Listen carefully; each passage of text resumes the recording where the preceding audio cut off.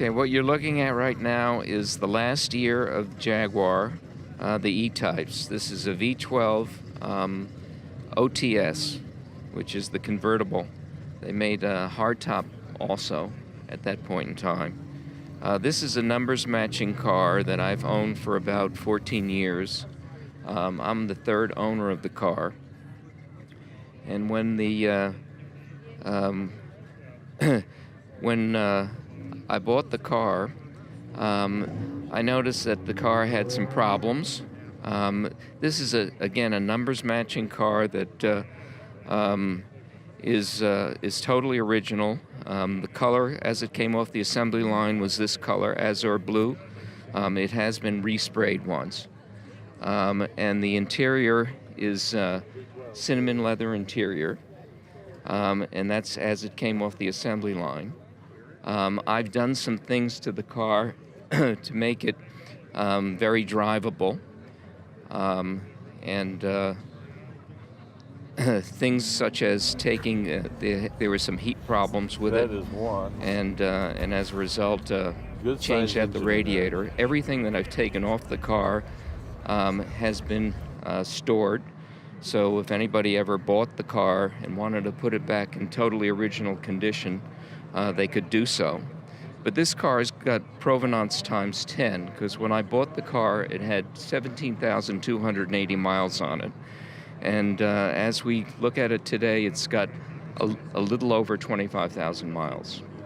So this is a pretty unique car that has not been professionally restored in any way. Again, as I mentioned, this is all numbers matching and pretty much original. The other thing that's of interest, as a young man, I was fascinated with E-Types. A friend of mine had one. This is going back, and he had it brand new in 1973. His was brown. He had a V12, and I fell in love with the car. But the car was a problematic car because it overheated, and it had problems with dependency from the standpoint that it broke down a lot. And what was interesting is that it always frightened me, because if you look at the engine on the car, you see that it's pretty packed and it runs hot. This is the first car with an electronic ignition. And the problem is that the designers and engineers of the car took the electronic ignition and put it right in the valley, and this is a V12 engine. So the heat does not do well with electronics. We all know that. For them to put it in the center, right in the valley between the two six-cylinder banks, which is the hottest part of the engine, was incredibly stupid in my opinion. And as a result, really hurt, the reliability of the car. As a matter of fact, what Jaguar did at that point in time is take the toolkits when they were selling the cars, and they ditched them to the point whereby they didn't want to give the connotation that the car needed to have a toolkit to keep it on the road. So today, to be able to find the original toolkit for a Jaguar is a very hard thing and a very rare thing to have. The prices of just the toolkits have gone astronomical. But the interesting thing is that Enzo Ferrari, as we probably all know, said that the E-Type was probably the most beautiful car that was ever built. He was obviously the founder of Ferrari. So for that kind of a statement to come from an individual of that magnitude is rather dramatic. And they did take the car and put it into the Museum of Modern Art. That was the first models that came out. They were called the latched hoods, and they were a 3.8-liter six-cylinder E-Type. And they were pretty crude at that point in time. This is the last E-Type that was built. They moved from the six-cylinder model to the 12-cylinder model. And again, the 12-cylinder was the first one with the electronic ignition and had the problems that I'm suggesting with the heat. So I was always frightened of having an E-Type And as a result, um, when I saw that in 2003, um, there was this guy in New Zealand who solved the problem, the electronic ignition problem. He took um, the, the electronic ignition, which was in the valley, and took it apart and took the crude circuit board and the crude semiconductors at that point in time, um, and just fashioned a new circuit board with modern semiconductors, which theoretically solved the problem. And simultaneously, Ford, which had bought E-types in the late 70s, what they did was they took that electronic ignition, and their fix was to remove it from the valley and put it behind the radiator. So that was their temporary fix. But again, the guy in New Zealand, he fashioned a completely modern electronic ignition. So with the replacement of the electronic box from the valley behind the radiator, and simultaneously with the modern semiconductors and the modern circuit board, it solved the problems. And I said, I'm going to buy myself an E-type at that point in time. So that was in 2003, and I started looking around, and I noticed in my neighborhood where I lived, I was up north at the time, I saw that there was this azure blue E-type running around, and I had never seen that color. When you look at E-types, they're red, green, British Racing green, primrose yellow, chocolate brown, silver, which is a pretty color. I'd never seen one in azure blue, and it was a rather rare color combination, the azure blue, as this one is, with the cinnamon leather interior, and I fell in love with the car. So I started looking, when I read about the modernization and the revamping of the circuit board and the electronic ignition, I started looking around for an E-type, and it took me 3 years to find an azure blue E-type with a cinnamon leather interior, as we see it. When I found this car, I bought it immediately because it was a numbers matching car, had no rust on it whatsoever, and the provenance was incredible.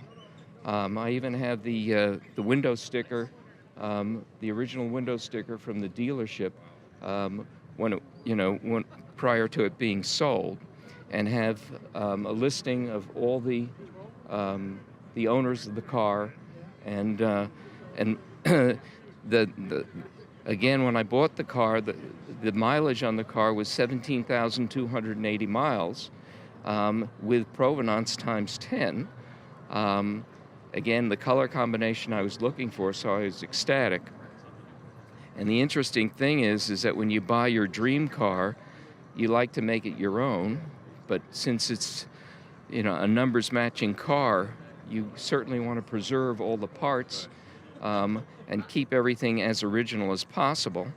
But then again, there are mechanical problems with the ECU and the electronic ignition, and also the car had a tendency to overheat. So as a result, I wanted to solve those problems because I'm not interested in using this car as a trailer queen, and going to shows and things like that. I enjoy driving it. This is a driver.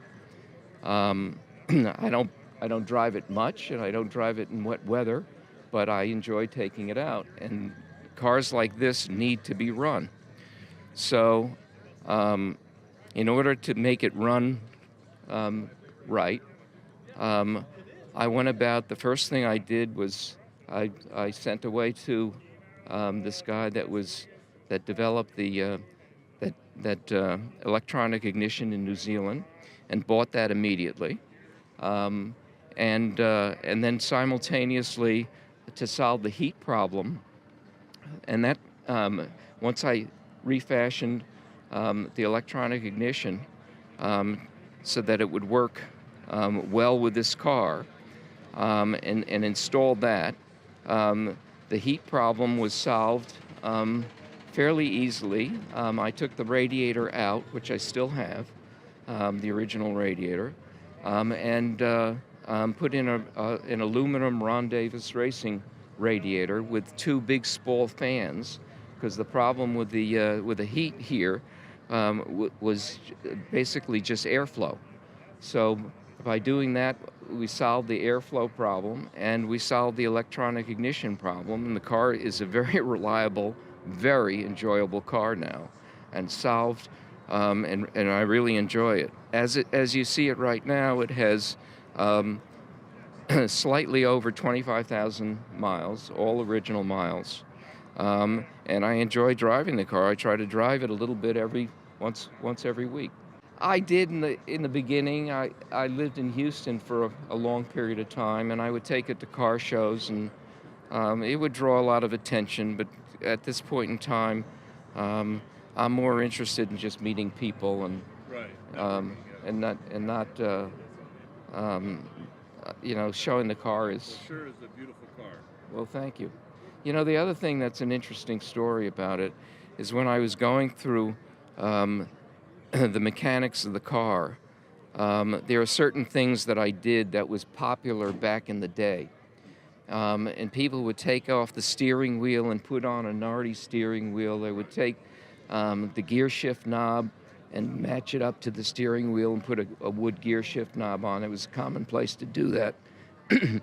And I've owned a lot of cars, a lot of British cars, and did that kind of thing all the time that I would buy, and have Triumphs and MGs and things like that.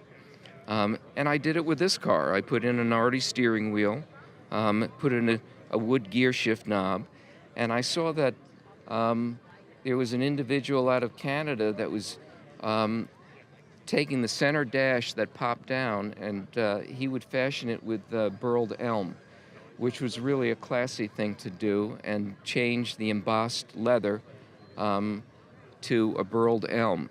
And I thought that was a fascinating thing. Bought the part, and I was changing out the gauges. When I was doing that, as I mentioned and stated earlier, that this is an original car, there was a tag that was dangling from the back of the dash. And I looked at the tag, and I was dumbfounded, because that tag was the date that it came off the assembly line.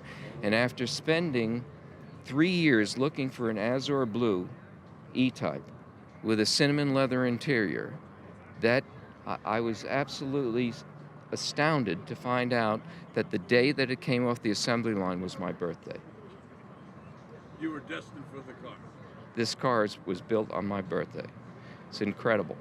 As a matter of fact, I was so astounded by that I wrote to Browns Lane for the heritage certificate to verify the fact that it's a numbers matching car, and to verify the date that it came off the assembly line. And in fact, it did come off the assembly line on my birthday, and I have that document.